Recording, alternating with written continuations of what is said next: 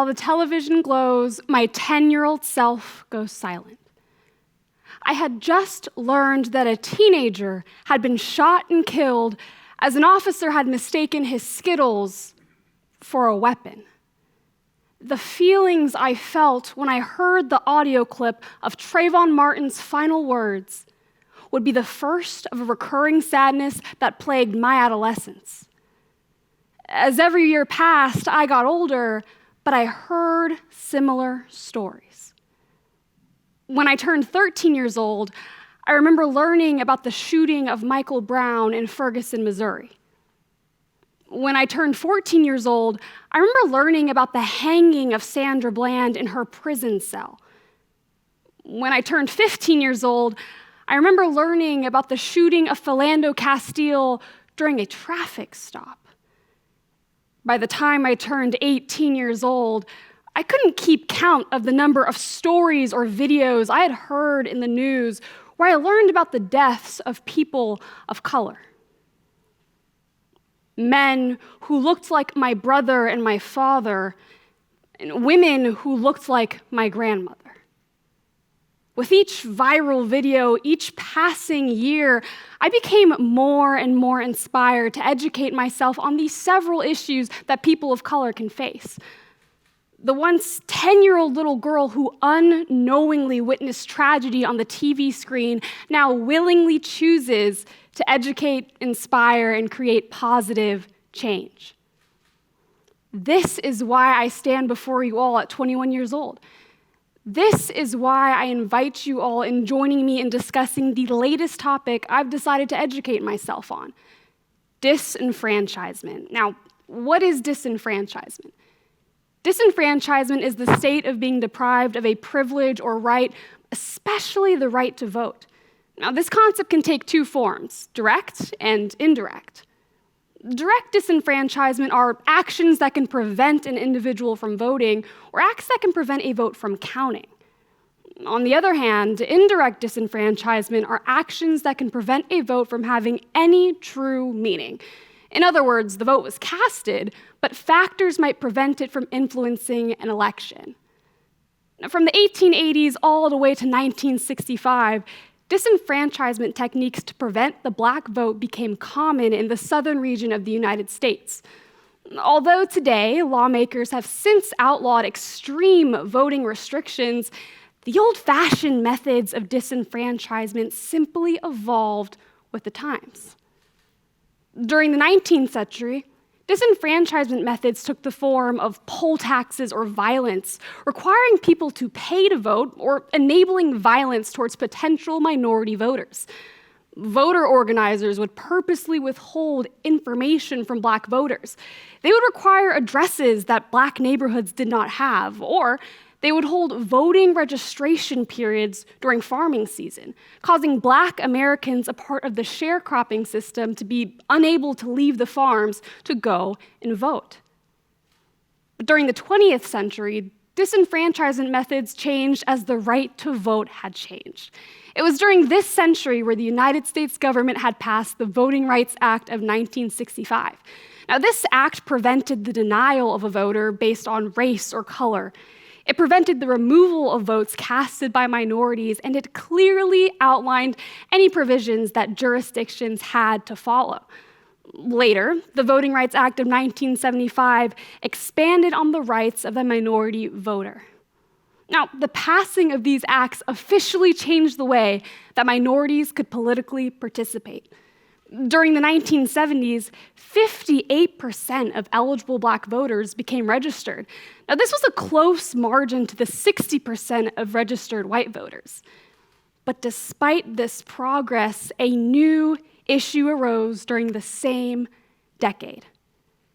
The United States prison population increased by 400%.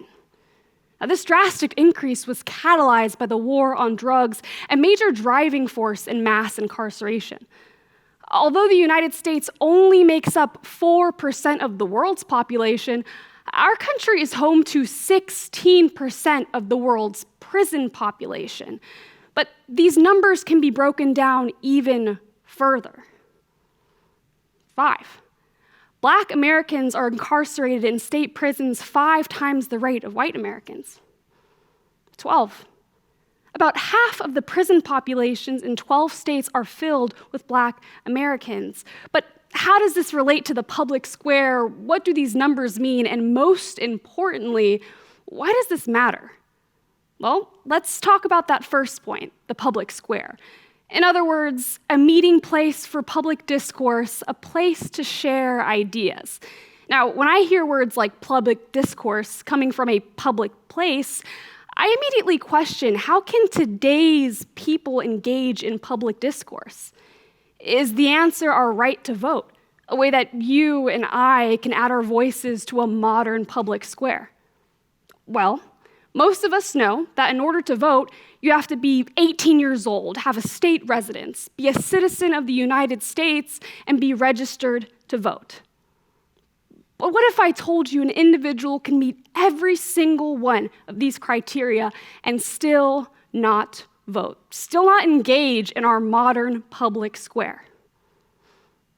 About 6 million people have lost the right to vote temporarily or permanently due to mass incarceration in the United States.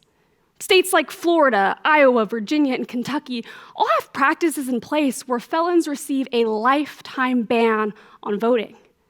With the average of these 4 states' prison populations combined, it comes out to 120,000 people. That's 120,000 voices that may never engage in the public square again. But when we talk about all these numbers, it's important that we remind ourselves of who is getting incarcerated, who is receiving this temporary or permanent ban. As of today, the United States prison population is about 1.2 million people. And of that 1.2 million people, about half of that population is filled with Blacks and Latinos, 55%.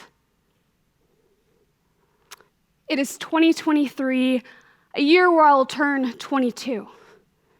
A year where I stand before you all and I ask that if you leave this presentation with anything, I hope it is with the consideration of who can and cannot vote.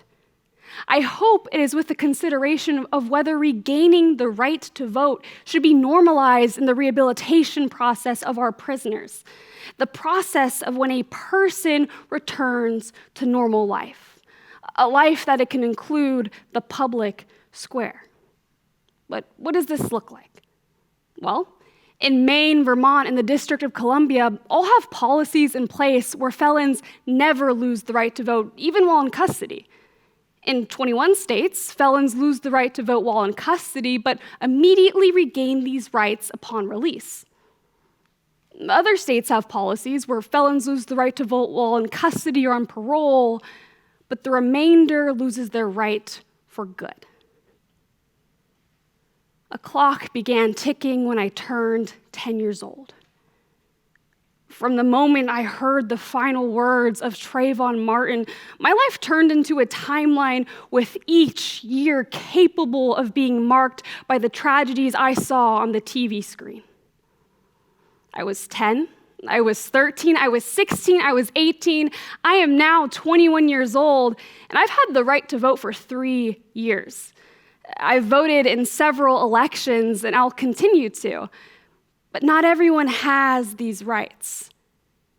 When we're talking about prison disenfranchisement, which states take the right approach towards felons and voting? What's the appropriate response?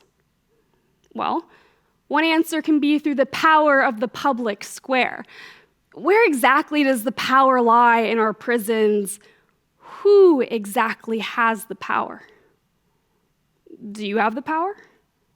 Do I have the power? I invite you all to the public square to engage. I invite you all to see the people and hear the voices of those who are not heard.